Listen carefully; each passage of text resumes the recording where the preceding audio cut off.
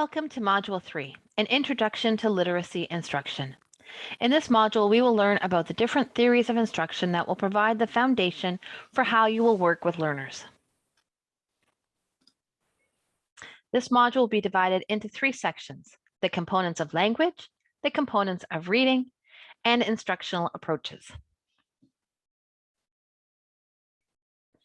In this module, we will identify the 4 components of language and how they apply to balanced literacy instruction, identify the 4 components of reading instruction: alphabetics, fluency, vocabulary, and reading comprehension, understand why good reading instruction integrates all 4 components, and define 3 instructional approaches to teaching: explicit instruction, language experience, and project-based learning. We're going to put ourselves into the shoes of a new learner. You are looking at a typical lesson for a new learner. The capital letter and the small letter at the top right-hand side are the letters we will be working on today. It's the letter T. Below that in purple is the name of the exercise, Tony's trip. We're going to focus on the words that start with the letter T and the sound T. I want you to take a look at the picture and make a quick list of anything that begins with the letter T or the sound T.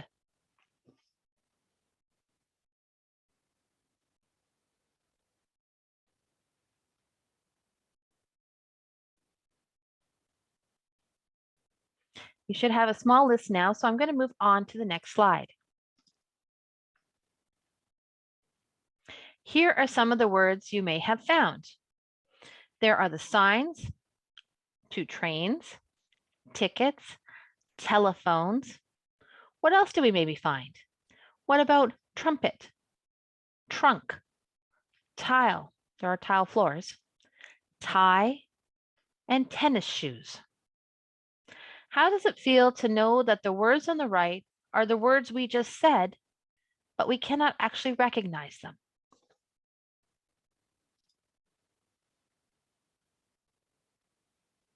I'm going to read the short story associated with this image. Listen closely. Don't worry about what's written on the screen. It's only 4 sentences. The story is called Tony's Trip. In September, Tony takes a trip on the train. He has his clothes in a suitcase. He takes the train to the city. Tony wants to work in the city. Now, this time as I reread it, you are going to look at each sentence as I read it. Look closely at each word.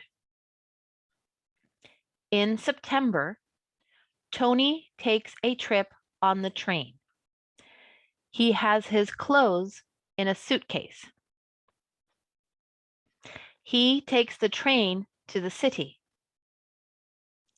Tony wants to work in the city.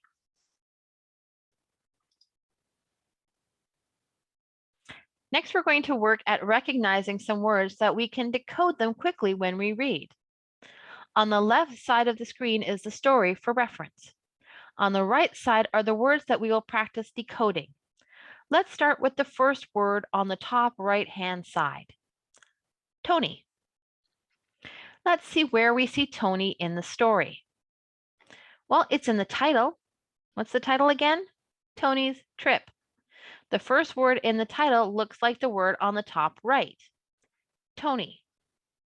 The next word in the story looks like the next word on the list, trip. If you were a learner, your tutor may have you write each word on a note card and then identify the word in the story.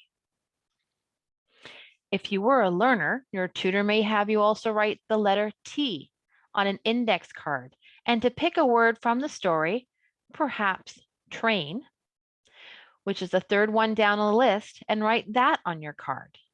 You may then underline the letter T to remind you that the word starts with the T sound. This would be your key word for the letter T. You may add another 1 or 2 T words from the story and add them to your index card as examples. You might then look for words that end in T or the T sound, and perhaps words that have the T in the middle. These are all ways to learn to read and decode the words that you are seeing.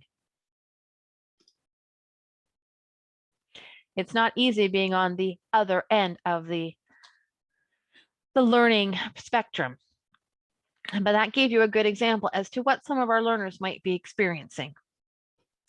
So there are 4 components of language: listening, speaking, reading, and writing. People often think of literacy in terms of reading and writing, but effective literacy instruction involves all 4 components. Let's take a look at the first grouping of 4 on the left. We can think of listening and speaking as oral language skills. These are on the top 2, and reading and writing as print skills. However, the relationships are similar. For example, everyone has an oral vocabulary. Within that oral vocabulary, the number of words people understand when they hear them is usually larger than the number of words they use to express themselves when speaking. Similarly, the number of words that people recognize and understand when they read them is typically larger than the number of words they use to express themselves when they write. We can use strategies that learners employ to expand their oral vocabularies to also help them expand their print vocabularies. So let's take a look at the grouping on the right. We can also think of listening and reading as 2 different ways that people use to receive information. They are receptive. Speaking and writing are 2 ways that people use to express their ideas. They are expressive. Understanding that listening and reading are both receptive forms of language means that you can help learners understand that the skills they use to understand what someone is saying, like asking someone to slow down or say something again, can be adapted to help them understand what they are reading by reading more slowly or rereading something they didn't understand. People often think of literacy and literacy instruction in terms of reading and writing. But if we separate reading and writing from listening and speaking, we simply fragment language. We unnecessarily complicate matters by not drawing on the vast oral language skills that students may already have and helping to translate those skills to print. Think of the story we just looked at. Listening to the tutor read the story, writing the words down, would both lead to better reading.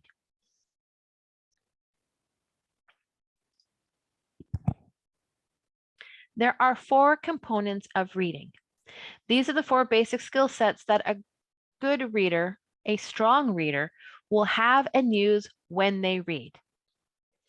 Alphabetics. It's the entire collection of decoding skills. Vocabulary, understanding what words mean. Fluency, the ability to read words quickly, accurately, and with expression. Comprehension, the ability to use broad strategies and specific skills to interact with and bring meaning to text. Our learners may need help with one or more of these components. Depending on the learner, reading instruction may emphasize one component more than the others. But good reading instruction will work to develop all 4 components. We will look at each of these components more on the next slides.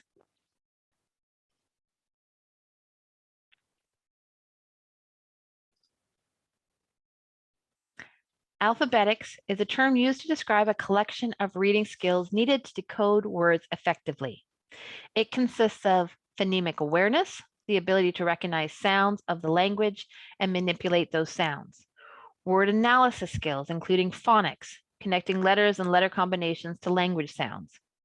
Word families, recognizing and manipulating patterns in words like cat, hat, sat, that. Word parts, using parts of words like syllables, prefixes, and suffixes to help decode words. Strategic decoding, the ability to combine one or more of these skills to decode a word. If you think back to the exercise we did, Tony's trip, that worked on alphabetics. We focused on helping you learn how to decode the printed words. So who needs alphabetics? Well, most learners who are reading below the 3rd grade level need instruction that focuses on alphabetics.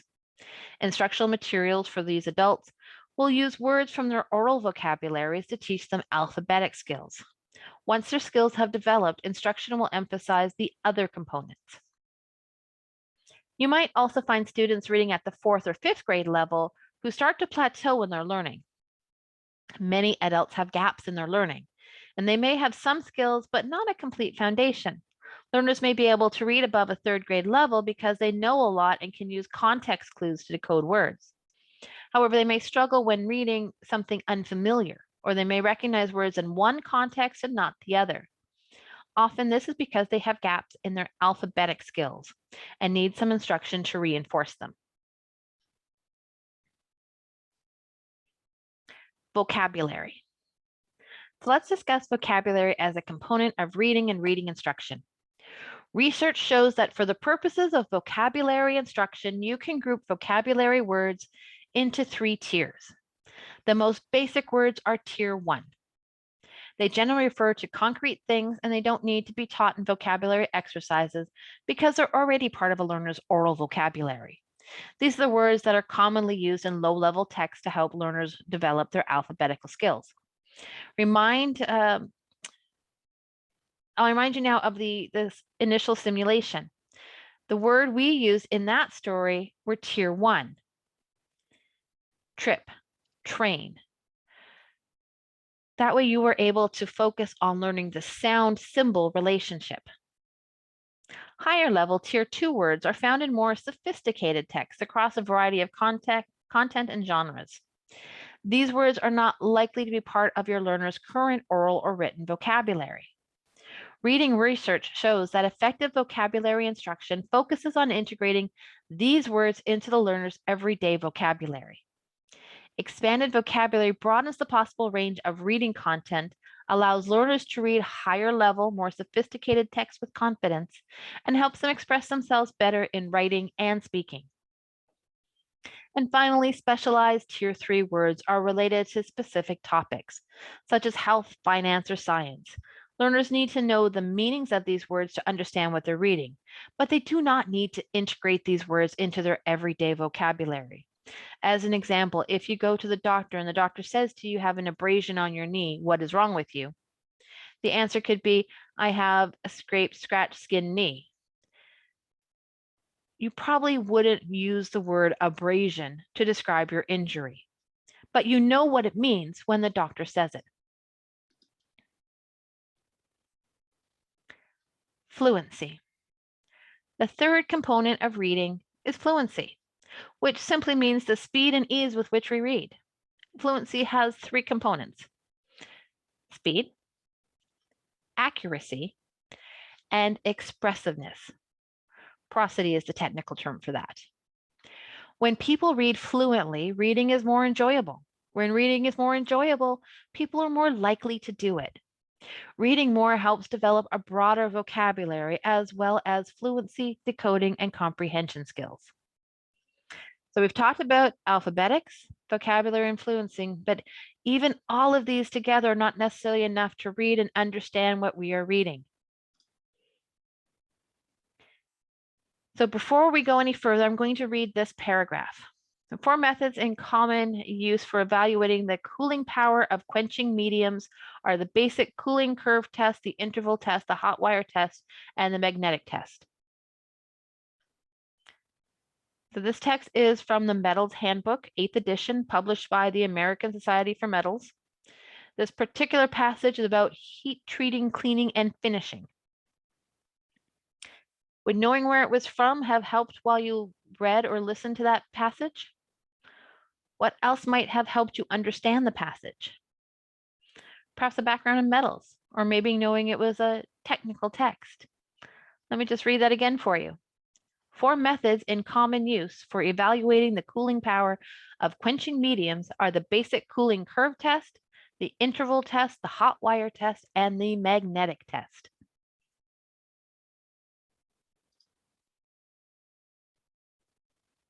Comprehension skills and strategies. Strong readers also use a broad set of comprehension skills and strategies to help them understand what they are reading. Comprehension skills help learners understand how information is organized so that they can understand it and use it more effectively. Comprehension skills include main idea and detail, cause and effect, fact and opinion, sequencing, and compare and contrast.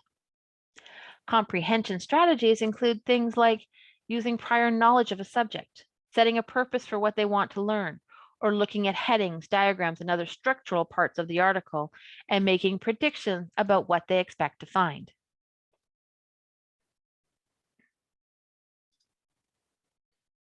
It may be helpful to understand a little more about how the components are related. Alphabetics and fluency are print-based elements of reading. They help learners read printed words accurately and rapidly. Vocabulary and comprehension are meaning-based elements of reading. They help students understand what they read.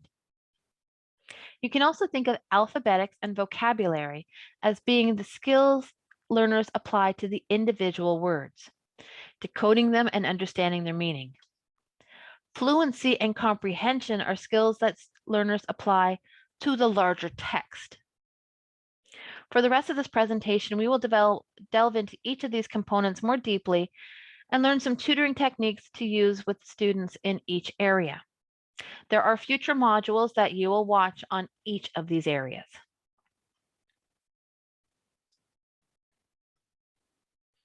Explicit instruction.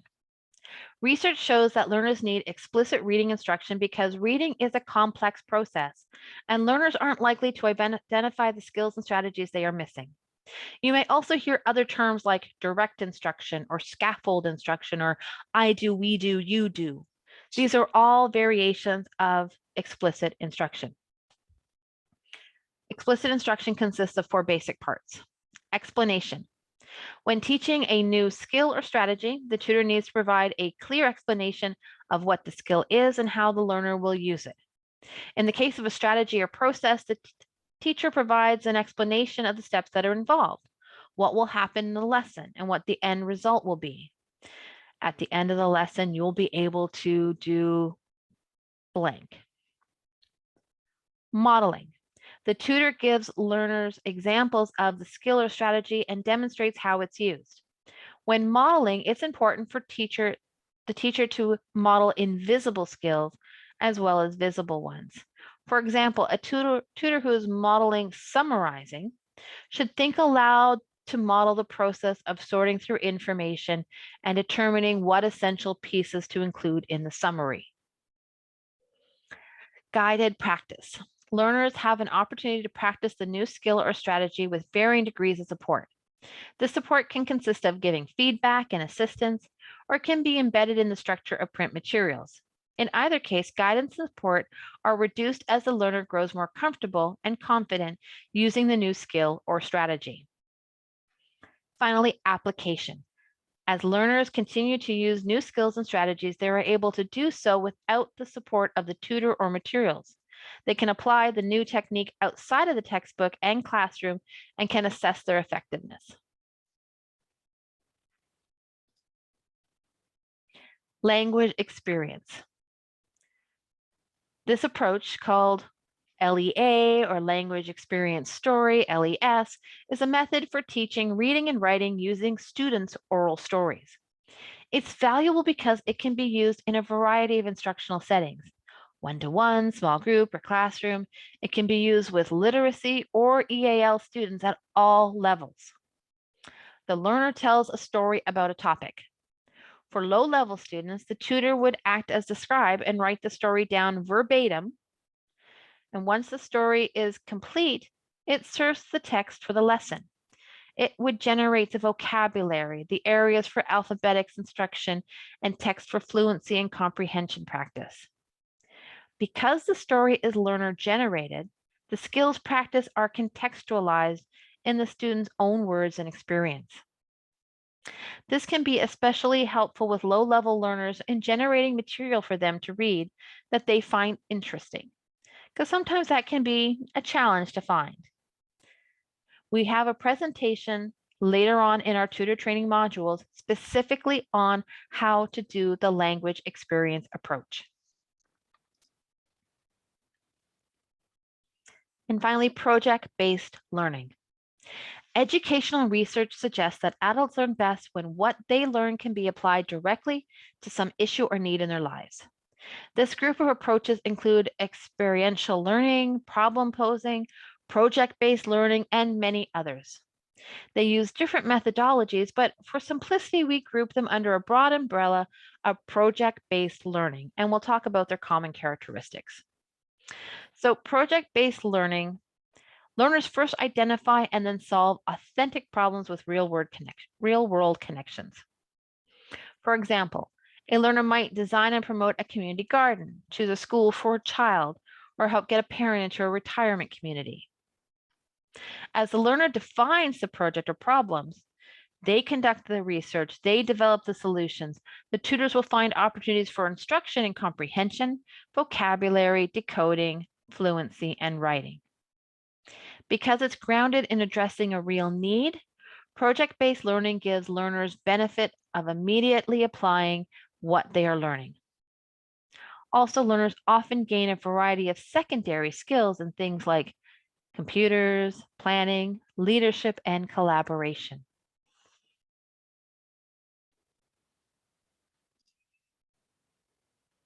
We are now at the end of this module. In this module, we have explored the four components of language and how they apply to balanced literacy instruction, the four components of reading instruction, alphabetics, fluency, vocabulary, and reading comprehension, all of which we have more individual modules coming up soon. Why good reading instruction integrates all four components. And finally, three instructional approaches to teaching: explicit instruction, language experience, and project-based learning. You will hear these terms coming up again and again as you progress through your tutor training. If you have any questions, please don't hesitate to discuss it with your tutor coordinator at your council, or you can reach out to us here at Lovelock Literacy New Brunswick.